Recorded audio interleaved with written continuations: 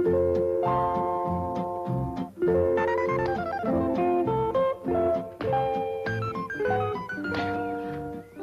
don't throw him so hard. Just bounce it to me like that.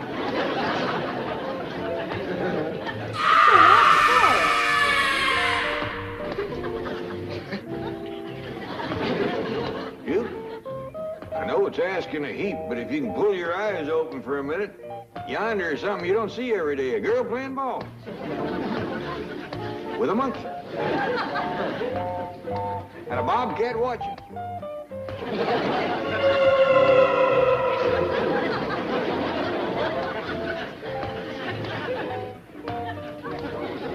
Sorry, old timer. I reckon what you was dreaming had it beat.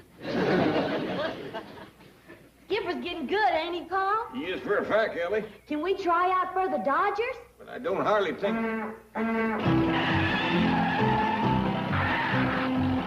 Look out, here comes Jethro, going faster than a hungry dog at feeding time.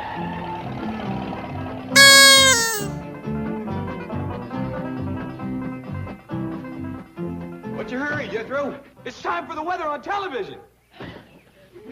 Since when is Jethro so interested in the weather? Since he's seen that pretty girl that talks about it. The one that riles up Granny so? Yes, sir. Granny says she's right. That's wrong, brother. It is expected that this high-pressure system will hold back the mass of moist air moving in across the Pacific. Hot diggity dog, ain't she pretty? And now the weather forecast for Los Angeles and vicinity. Continued clear this afternoon. And now the weather forecast for Los Angeles and vicinity. Continued clear this afternoon and tonight. Sunny and warmer tomorrow. You're wrong again. It's gonna rain tonight or my name ain't Daisy. Shh, don't you shush me. She's the one that's fibbing. What's the trouble, Granny? Oh, it's gonna rain tonight, and she keeps telling me that it's gonna be clear. She don't know what she's talking about. Shh, I want to listen to my TV, sweetie. By the way, there'll be a full moon tonight. Perfect for a weenie roast at the beach. See you there. You sure will. Hey, Granny, we got any weenies? And now, good night from your weather miss. Weather miss is right. She ain't been all week. Well, she's just a young girl, Granny. Well, then they shouldn't send a girl to do woman's work. We got any weenies, Granny? I keep telling her she's wrong, but she won't listen to me. Just keeps on blabbing. We got any weenies, Granny? I don't think they can hear you when you talk back to this TV contraption. Well, then why do they keep asking me those questions? Like, are you tired and run down? And does too many suds clog your washing machine? We got any weenies? Yeah, them kind of questions. Well, I don't know about that, but I bet you that weather girl will take it right kindly if you called up and straighten her out. Told her it was going to rain tonight. That is, if you're for positive sure. You get her on the phone. I'll step outside and take a look at the signs once more. Hey, Granny, we got any weenies?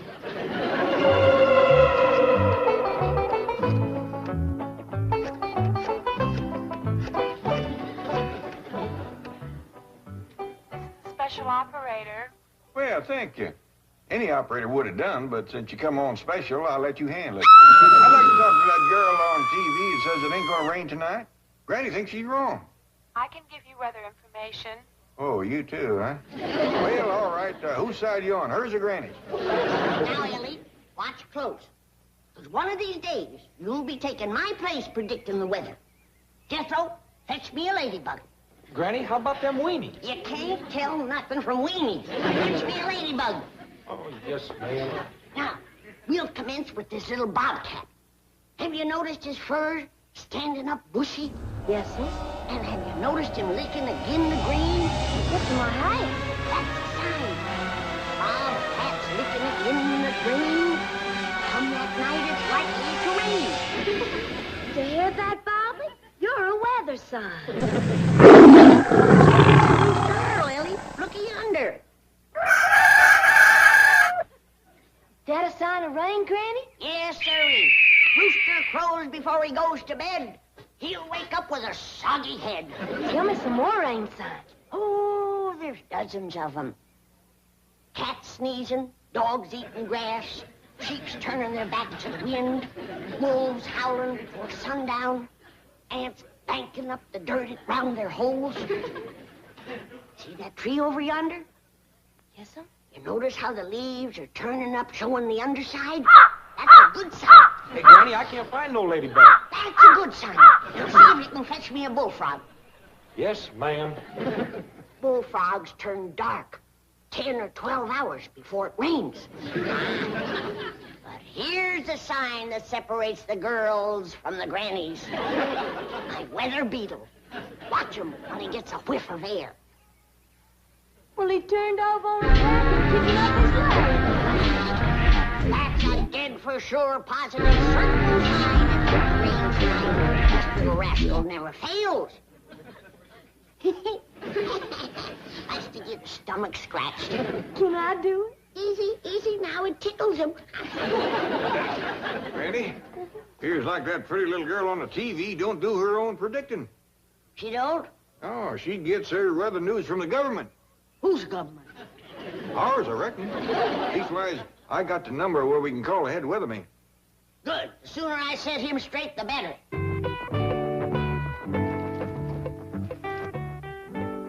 Excuse me, Mr. Addison. The latest teletype dispatches from all stations and photographs from weather satellite Tyros. Weather ship confirms. Satellite photos check. Barometer rising. A-OK. Polar stations ditto. All meteorological observations verified. You have processed this data through the computer? Yes, sir. Here's the electronic projection. Ah, what a shame. This brilliant compilation of scientific knowledge and observation will be interpreted to the public in two simple words. Clear tonight. Lady Washington. Chief Forecaster Addison here. Hi there, this here is Tramp, but are you the weatherman? I am the supervisor of meteorological observation for this area. Oh, well, I was wanting a weatherman. You're speaking to him. I am Justin Addison.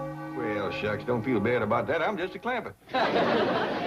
Oh, well, here's Granny. She wants to straighten you out on the weather tonight. I beg your pardon? Well, you oughta. Telling everybody it ain't gonna be no rain tonight. It's gonna come down in buckets. Madam, you have my assurance. There will be no precipitation tonight. Maybe not. But there's gonna be a whole slew of rain. Madam, you must realize that weather prediction has progressed far beyond the primitive superstitions in which you seem to place credence. It has become a geophysical science, the science of meteorology, with the world our test tube and the limitless reaches of the universe our laboratory. Are you through flapping your trap? Because if you are, I got something to tell you. And what might that be? It's gonna rain tonight. It is not going to rain tonight. I say it is. I say it isn't. And Tyros says it isn't. Well, Cecil says it is. Who the devil is Cecil? My weather beetle. And he can out-predict your Tyros any day. Well, madam, let me tell you about Tyros. As a taxpayer, you have a right to know. After all, you helped pay for him. How much did it cost? Tyros number 7 was activated at a cost of millions of dollars. For a beetle that says it ain't gonna rain tonight? You hadn't ought to yell at him. He's a government man. Fine government man you are. Heh, I bet you can't even find me still. Mr. Government man, Granny was just funning. She's, hello? Hello? I reckon you throwed the fat in the fire that time. He's liable to come over here and you'll have some explaining to do. So will he. Like what happened to the first 6 beetles we helped pay for. We help pay for him? Yes, sir. And I want to tell you something, Jed. I don't know how the government's doing with their other supplies, but they is paying an outrageous price for beetles. Hey, oh, Miss Jane, Mr. Drysdale, sure am glad to see you. Looks like we's headed for trouble. What's wrong? Well, Granny's fighting mad. She wants to take on the whole United States government. Well, that would be a one-sided fight. Yeah, that's why I'm glad you come along. I hope you can stop it before the government gets too rostered around. What precipitated the altercation? Well, What are they fighting about? oh, well, they can't seem to agree about the weather. Oh, is that all? Tell Granny to forget it. Too late. They done crossed beetles. Beetles? Yeah, and Granny said something she hadn't ought to. If I could just talk to that government man, I think I could head him off, save us a heap of trouble. Do you know his name? Yes, ma'am, but he didn't seem none too proud of it for some reason. Head weatherman, too. Addison. Right. He's just yeah, that's the way he seemed to be about it. Tell me, did his pa do something? Oh, he did indeed. Addison Sr. was a pioneer meteorologist. MIT man. PhD, magna cum laude, Phi Beta Kappa. Addison Jr. is good. But he's not the man his father was. True. He always lived in the old man's shadow. Yeah, that's the way it happens sometimes. Well, if you'd like to meet him, we'll drive you down to the office and I'll introduce you. Yeah, I sure would appreciate that. Ellie Mae! Ellie, honey, you look after your granny. I'll be back directly. Yes, sir, Pa. Wouldn't want Granny and that weatherman to tie into each other. Hello there, Granny. We'll bring Mr. Clampett right back. Where's it taking you, Jed? Just for a little ride. Well, if you're going to be out after dark, you better put up your roof. It's going to rain. Oh, no, it isn't, Granny. We were listening to the weather forecast on the way over. It's clear this afternoon tonight.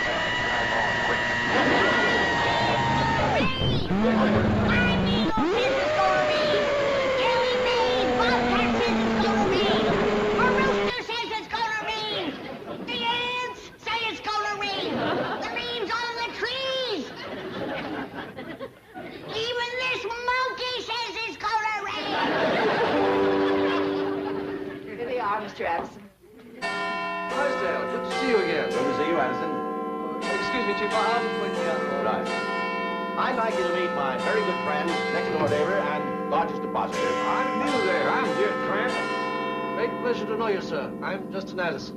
Well, now, Mr. Addison, you got to forget about what your pa done. Make your own way in the world. You knew my dad? No, but Mr. Drysdale told me about it. What you said, Mr. Clampett, is quite to the point. All my life, people have said, he's not the man his father was. Well, now, you believe him, because they's right. Mr. Clampett, I think you have something to discuss with Mr. Addison. I do for a fact. It's about the way Granny's been acting. Well, I'll leave you two alone. Won't you sit down, Mr. Clampett? Oh, thank you. Did you say Granny? Well, her real name is Daisy. You mean Hurricane Daisy? That's the one. Yes, she is beginning to give us trouble. We just started tracking her. I was afraid of that. Couldn't you just forget about her? She ain't doing no harm. Not now, perhaps, but if she ever moves north, there's no estimating the damage she might do. I think I can promise you she ain't gonna move north. Well, I wish the Government Weather Bureau could be as certain as you are. No, I'm afraid we cannot ignore a force as potentially dangerous as Hurricane Daisy. What are you planning to do? Well, we're going to try something new with Daisy. We're going to fly over her with high-altitude Air Force jets. You mean an airplane? Bombers, the biggest we've got. And we're going to drop silver iodide and dry ice right in her eye.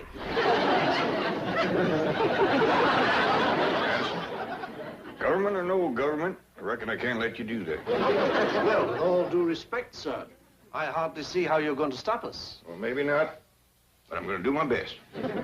What are you, a hurricane lover? Please, believe me, Mr. Clampett. Daisy is a violent, destructive force. She's unpredictable. She's dangerous. I grant you all that, Mr. Addison, but she's still my mother-in-law. Mother-in-law? The Clampett clan sticks together. Mr. Drysdale! Help!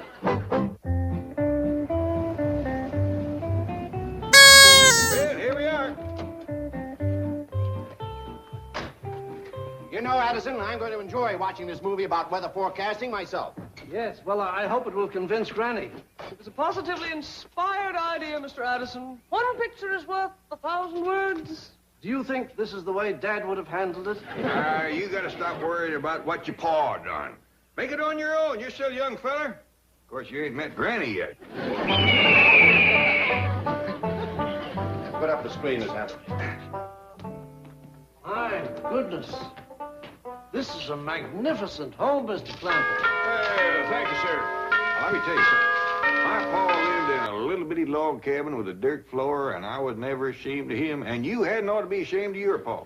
Ashamed of him? Why, Dad was an MIT PhD. You don't need to spell it out. I've heard ugly words before. Don't go to mean-mouthing them right off. He's trying to live down a bad family name as it is. You ain't such a bad fellow when you get to know him for a government man. Well, you better not mean-mouth me. Nor my little neither. Mr. Anderson, this here is Granny, the daisy we had a little misunderstanding about. How do you do? I'm Mr. Addison. Apologizes every time. Hi, everybody. And me, this here is Mr. Addison. Mr. Addison, my daughter, Amy. How do you do? Just fine, thank you. Mr. Addison's going to show us a movie on weather prediction. Fine, Paul. Gwen said she just told me everything there was to know about it. Everything. Well, then, just watch for the fun of it. Take seats, everybody. We're about ready to start picking.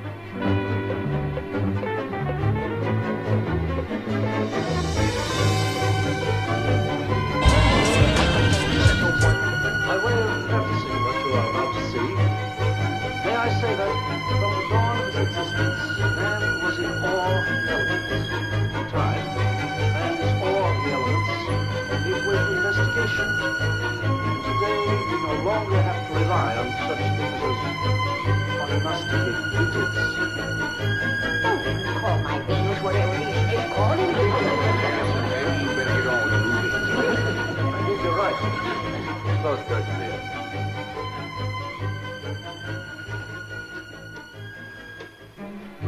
Today, weather reports from every part of the world can be obtained almost instantly. They are the basis of modern weather forecasting. Because weather on Earth is affected by conditions above Earth, race-sun balloons are launched into the atmosphere at stations throughout the world. Instead of looking for weather signs, they playing with balloons. Pressure, temperature, and winds are plotted on map segments, which are joined together to form a large map of simultaneous observations. But a revolution is taking place in forecasting techniques. Electronic computers can analyze data and predict tomorrow's weather map. The frontiers of meteorology have been greatly expanded by the use of TIROS. That's so big. Here you see Tyros 2, 19 inches high, 42 inches in diameter, weighing approximately 280 pounds. That Tyros may be big, but he ain't half the Beetle Cecil. And here is Tyros atop its launch vehicle, about to be rocketed into space.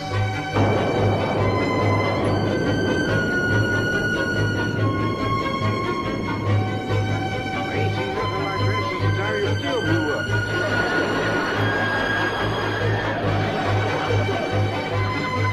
Yes, modern science and meteorology has removed weather forecasting from the realm of superstition and coincidence, enabling me to say with complete confidence, it will not rain tonight. Well, Granny, what do you think? She's gonna get her car in the cover. It's gonna rain in 1 minute. Really, has all this been for naught? Hasn't this massive scientific evidence convinced you that this is a correct Better get a move on.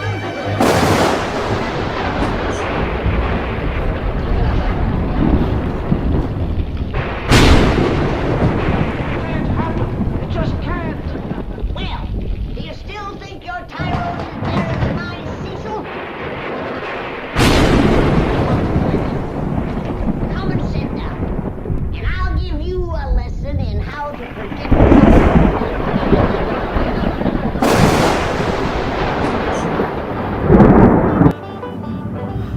Jethro! Jethro! Granny wants you to come down to breakfast. I'm coming, Uncle Jed. You got caught in the rain last night. I sure did. Wait down the beach, put there all night in the pouring rain. That pretty little weather girl. She never did show up. I can't see who's to blame her. But she hadn't ought to said it was going to be clear last night. It wasn't her fault. You got any complaining to do, you call Mr. Addison.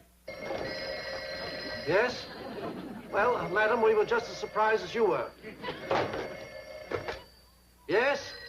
So sue us. Will you get off my back?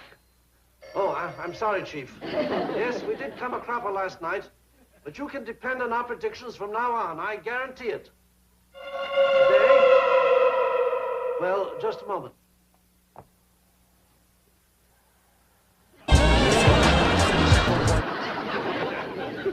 Hello, Chief. All clear today. You can depend on it. How do I know? My beetle isn't kicking. Cecil, you little genius. You're going to make me a better forecaster than Dad ever was.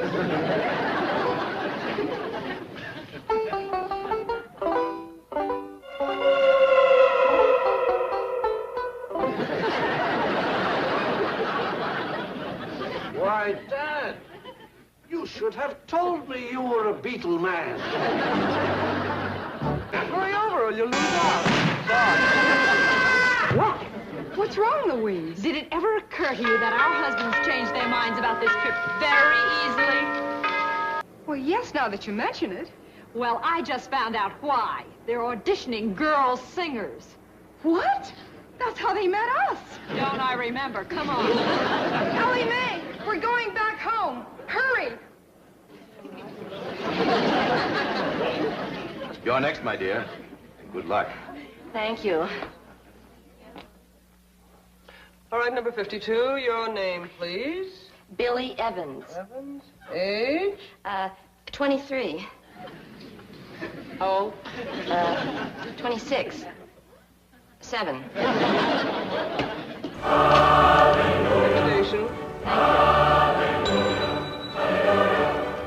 right, Miss Evans. Now, this will be your music audition. Make sure you hit this note. That's close enough. Next station. Thank you.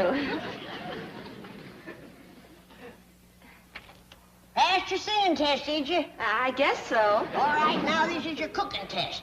How do you make sassafras tea? With sassafras? Pass!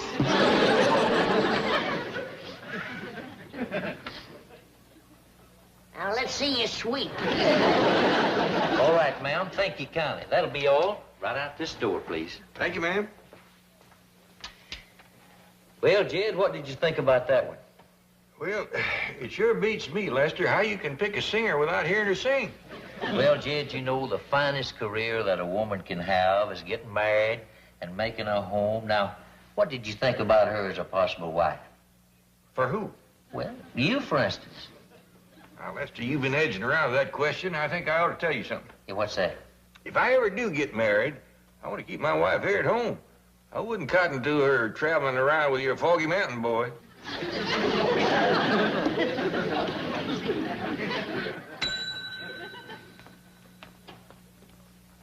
Gladys and Louise just came in. Tell them to get in line, Chief. No special favors. Where are our husbands? There's mine. And there comes mine. Yeah, look beyond it. Let's see your wife's back. Yeah, hold on. Lester, Flat. Gladys. It's good to have you back, darling. Darling me. Since when do you need a girl singer? Well, now we don't that you and Louise are back. That's right.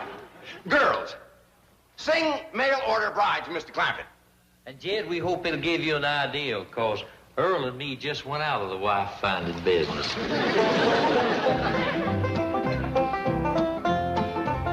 Get you a mail order bride. A hillman leads a lonely life. A hillman needs a loving wife. A mail order bride. He's got a mule, he's got a dog, but what he needs from the catalog is delivery of someone to love without fail. By the U.S. mail.